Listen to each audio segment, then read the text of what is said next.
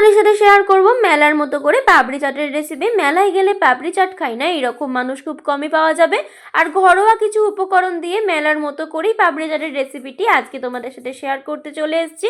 সবার প্রথমে ময়দার মধ্যে স্বাদ মতো লবণ আর বেশ কিছুটা তেল দিয়ে ময়াম দিয়ে ভালোভাবে উষ্ণ গরম জল দিয়ে একটু শক্ত করে মেখে নিতে হবে।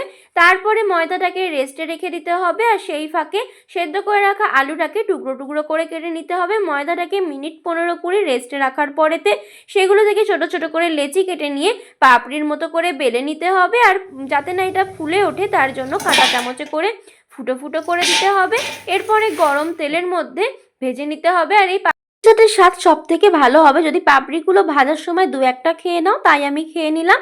এবার একটা প্লেটের মধ্যে পাপড়িগুলোকে ভালোভাবে সাজিয়ে নিয়ে সিদ্ধ করে রাখা আলু, সিদ্ধ করে রাখা ছোলা, মটর দিয়ে তার উপর একটু টক দই দিয়ে পেঁয়াজ কুচি, শসা কুচি, টমেটো কুচি, ধনেপাতা কুচি, কাঁচা লঙ্কা কুচি এগুলোকে দিয়ে সাজিয়ে নিয়ে ওপর থেকে আরও একটু টক দই দিয়ে দিতে হবে। আর আগের ভিডিওতে আমি শেয়ার করেছিলাম মিষ্টি তেঁতুলের চাটনি এবং পুদিনা পাতার একটি চাটনির রেসিপি, সেই চাটনিগুলি এর মধ্যে দিয়ে দিলাম। দেওয়ার পরে দিয়ে দিলাম স্পেশাল একটি ভাজা মশলা যেটি আমরা বাড়িতে বানিয়ে থাকি, আর ওপর থেকে চানাচুর।